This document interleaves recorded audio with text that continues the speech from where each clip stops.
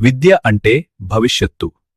కాని ఆ భవిష్యత్తును ఎవరో వ్యాపారంగా మార్చేస్తే లక్షల రూపాయలు ఫీజులు, రోజుకు 12-14 గంటల క్లాసులు, ర్యాంక్ కోసం ఒత్తిడి మరియు చివరికి డిప్రెషన్. ఇది సాధారణ కోచింగ్ సెంటర్ కథ కాదు, ఇది కోచింగ్ మాఫియా కథ. ఈరోజు మనం ఈ నిజాన్ని బయటపెడదాం. ఇప్పుడేమైనా పెద్ద పరీక్ష అంటే మొదటగా గుర్తుకు వచ్చే పదం కోచింగ్. చిన్న పట్టణం నుంచి మెట్రో సిటీల వరకు కోచింగ్ సెంటర్లు వేల సంఖ్యలో పెరిగిపోయాయి. కొన్ని ప్రాంతాలు పూర్తిగా కోచింగ్ హబ్బులుగా మారాయి. ఉదాహరణకు హైదరాబాద్, ప్రత్యేకంగా కోటాలో ప్రతి సంవత్సరం లక్షల మంది విద్యార్థులు చేరుతున్నారు.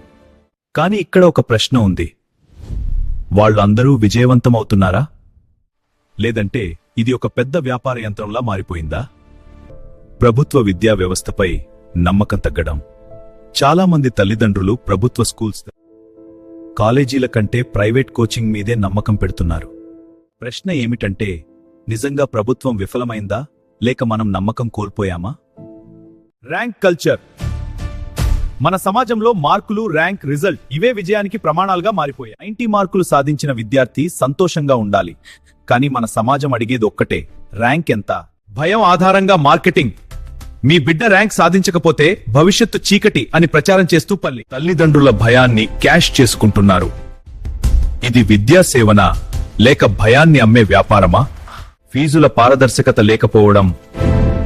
లక్షల రూపాయలు ఫీజులు వసూలు చేస్తున్నారు, కానీ సదుపాయాలు, ఫలితాలపై పూర్తి సమాచారం ఉండదు.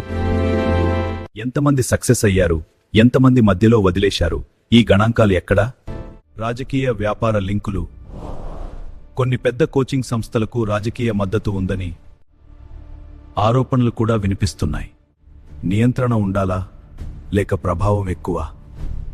ఇది ఒక్కో చోట చిన్న వ్యాపారం కాదు, ఒక భారీ ఇండస్ట్రీగా మారింది. ఇది చాలా సీరియస్ భాగం. రోజుకు 14 గంటల చదువులు, బయట ప్రపంచం నుంచి దూరం, ఫెయిల్ అయితే అవమానం. చాలా మంది విద్యార్థులు మానసిక ఒత్తిడికి గురవుతున్నారు. చదువు ఒక అవకాశం కావాలి, కానీ అది ఒత్తిడిగా మారిపోయింది.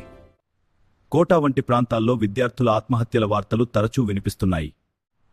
ఈ పరిస్థితి మన సమాజానికి ఒక హెచ్చరిక కాదా? పరీక్షలో ఫెయిల్ అవ్వడం అంటే జీవితం ముగిసినట్టుగా భావించే పరిస్థితి ఎందుకొచ్చింది? విజయం ఒక్క పరీక్షతో నిర్ణయించబడదనే విషయం మనం మర్చిపోయామా? యువత ఇప్పుడు చదువు కంటే ఒత్తిడితో పోరాడుతున్నారు. మన విద్యా వ్యవస్థ విజయం నేర్పిస్తుందా లేక భయం నేర్పిస్తుందా? ప్రభుత్వం కొన్ని మార్గదర్శకాలు జారీ చేసింది. ఫీజుల నియంత్రణ, స్టూడెంట్ కౌన్సిలింగ్, హాస్టల్ నియమాలు. కానీ అమలు ఎంతవరకు జరుగుతోంది? నియమాలు ఉండటం ఒక్కటే సరిపోతుందా లేక కఠిన అమలు అవసరమా? ప్రైవేట్ కోచింగ్ సెంటర్లు చాలా వరకు రెగ్యులేషన్ లేకుండా పనిచేస్తున్నాయి. పెద్ద బోర్డు, భారీ ఫీజు, కాని పర్యవేక్షణ ఎంత?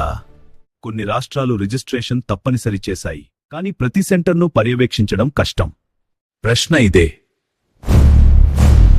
విద్యను పూర్తిగా మార్కెట్కు వదిలేయాలా లేక విద్యను సేవగా చూసే వ్యవస్థ అవసరమా?